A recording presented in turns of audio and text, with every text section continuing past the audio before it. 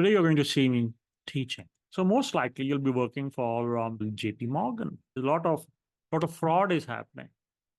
A lot of bad things are happening. But just do not say this is a good stock just because I feel like it. That's not good work. There are 7 areas in which standards of ethics are divided.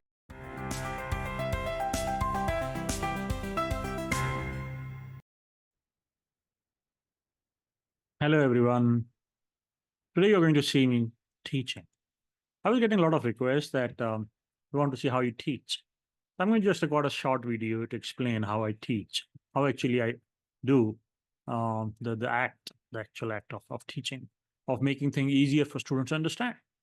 And I'll talk about just briefly about ethics sections.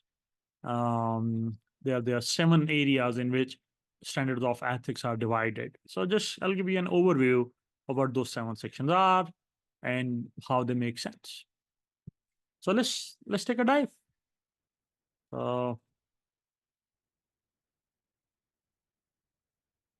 I've brought up my board. I'm going to write on this board to make things simple and interesting. You can still see me. So you have a combination. I'll be writing on the board and you can see my screen. Sometime I'll switch back to just my face, and sometime I'll be writing on the board. So let's say this is where you are. And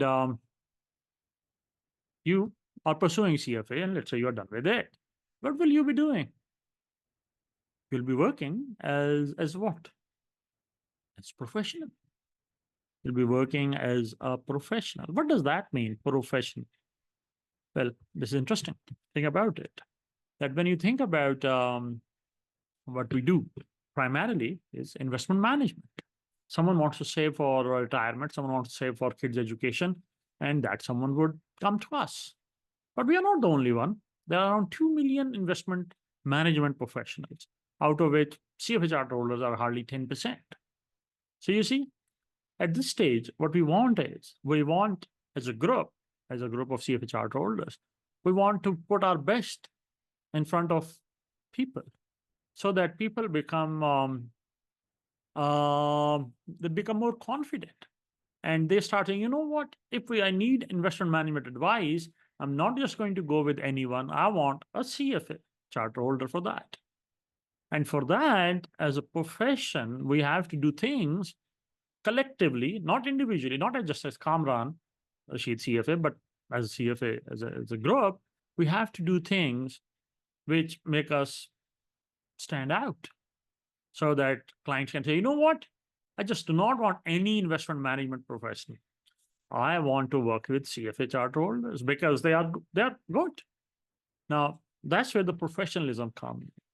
So that's one thing, that we should be professional so that clients can see that we are different than others. That's one. Second, what are we going to do? When clients come in and they want to save money, we will recommend them to invest in markets. Now, what type of markets? We can go in detail, but we'll do that later on. This can be stock markets. These can be commodity market. These days, gold is up. So a lot of time people are asking, should we invest in gold or not? But you can understand, in order to invest as a professional, we need to have markets. Why we need to have markets? Think about it. If markets are not well functioning, if there is a lot of fraud is happening, a lot of bad things are happening, then how can we do our work? If for example, commodity market is not functioning well, in the sense that people are doing a lot of bad things over there, then how can I tell a client to go and invest in commodity market? How can I tell a client to go and invest in stock market? So it is of paramount importance that the markets should be functioning ethically. Can we do that? Like, are we in a position to make markets ethical? Well, no, because there is a lot more to it, but at least we can try to not engage in activities that would make markets look bad. See? So that's the second area of ethical behavior. One, we should be professional. What does that mean, by the way? I haven't gone into detail of that. What does that mean? Does that mean that you should put on always a nice suit and tie, and you should always use complex words? so that you look like you're a professional, or that you should be always have fancy offices so that people are impressed? No, absolutely not. That. What does it mean to be ethical as a professional? We'll talk about that in a separate video. Similarly, what does it mean to be ethical when you are dealing with markets? We'll talk about that later. So that's the second area of where we need to have ethical performance, ethical behavior. Third is who we are going to work for. We're going to work for clients. And these clients are very important, because if we provide them a good service, only then we can run our business. So first area was that we should be professional. Second area was that we should take care of market. And third area of ethics is that we should be careful about our clients. We have a lot of duties to our clients, and we need to take care of them. This is where clients come in. So that's the third area. For example, it's a very interesting, again, we'll go into detail later on, but it's a very interesting requirement. So for example, as a fund manager, if I tell clients, give me your money, I will invest, I'll make a lot of money for you. At the end of the year, I have to tell them, oh, you know what? I want 30% for you. And if you had invested in something else, you would have won 50%. I have to tell my clients this. Why? Because it is in their best interest. They should see, am I adding value? So I should tell clients that there is a better option. Yes, it's known as benchmark. So we have to do this. It's not in our best interest. Telling client that, you know what, we want 30% for you, but if you had invested somewhere else, you would have earned 50%. But it is in client's best interest, and we are supposed to do that. So sometimes what is ethical may not look that logical financially, because obviously I'm going to lose money if I tell my client, you know what, this year I want 30% for you, but if you had invested with someone else, you would have earned 50%. But that's ethical. Why? Because eventually we'll find out. It is better if I tell him or her. Eventually she'll find out that someone else or somewhere else she could have won 50%, and he would leave. But maybe if I'm telling him, then at least he will appreciate my honesty. So yeah, we'll talk about it again. I'll be recording videos for each of these areas, and I'll be uploading. So make sure you subscribe so that you can learn in more detail. Now let's go back to the board. So first area was that we should be professional. Second, we should act in markets in a way that markets remain trustworthy. People trust markets. Third is we should take care of our clients. Fourth is, where are you going to work, by the way? Are you going to work from home? No one is going to trust you. So most likely you'll be working for example, JP Morgan, or maybe Goldman Sachs, because people trust them. So that's where you're going to work. This is going to be the building or the place where you'll be working. So you need to make sure that you are ethical in dealing with your employers, because they are making it possible for you to do your work. Otherwise, if you set up a shop, probably no one will come. But if you are working for big banks or big brands, then people will trust. Remember, we're talking about money, right? Someone has to trust you. So that is the fourth area, fourth section of ethics, that how you should interact with employers. You should do work properly. You should take care of their interests. Again, we'll go into a lot more detail later on. So these are the four areas. Oh, hold on, there are total 7. What about the other 3? Yeah, let's look at the fifth one. The fifth one is about what are you going to do? The work. How you're going to work. Yeah, that's the fifth area. How and what type of work you are going to do. You should work well. Your work should be helpful. You should make profitable investment. How?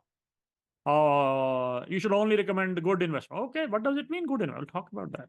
It's a very interesting section in which, for example, what if I recommend an investment and it is bad? Is that unethical? No. What matters is how I came to that conclusion, how I identified that. Did I put in effort? Did I work? Was I correct in my analysis? At least that should be there. Huh? It should not be, oh, I think this stock is a good stock. Hold on, what does that mean, think? Where is your working? Can you support it somehow?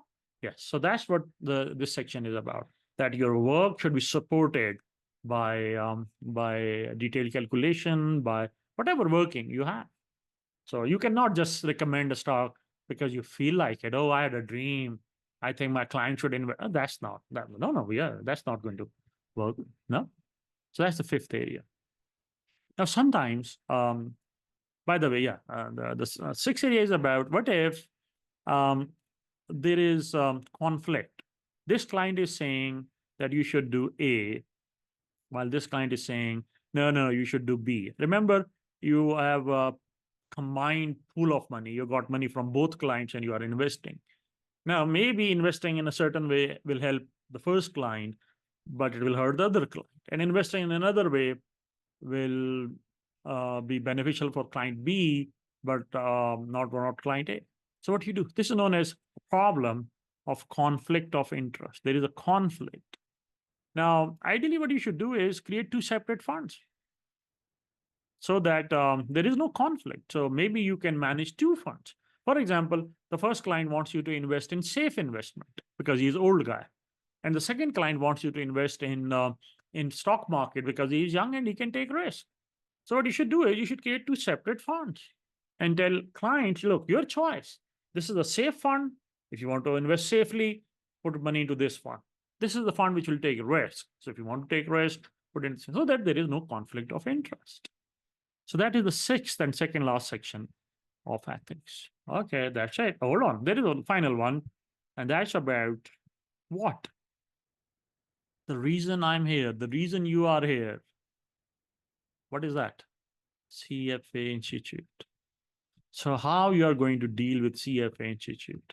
How you are going to take care? How you are going to be ethical with CFA Institute? And that's your seventh and last section of ethics. So you see, not complex. Now that you understand overall picture, I think you'll be able to recall. Let's try to let's try. Let's try to recall what are those seven areas. One, who you are, professional. Oh, very good. That's one. Two, where you will invest, market. Very good. That's second area, market. Third, who you will invest for, client. That's the third area. Very good. So first was professionalism, second was market, third was client. Fourth, where you're going to work. You're not going to work from home. No one like in your own. You cannot set up your own business. At least at the start, you need to work with some brand, some known bank maybe. So that's where employer comes in. How you should be ethical with your employer. That was fourth. What was the fifth? What was the fifth? Does anyone remember? Oh, no, there's no one. I'm alone. Oh, sorry. That's what I do in the class. So I'm alone because I'm recording a video. So fifth one was work. How you do work. You should do work which is good.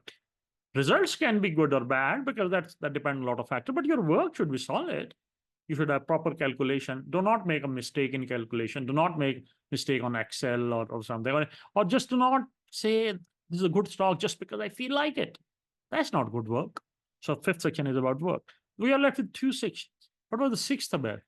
Yeah, that was about conflict. What if you have two clients and they want you to do different things?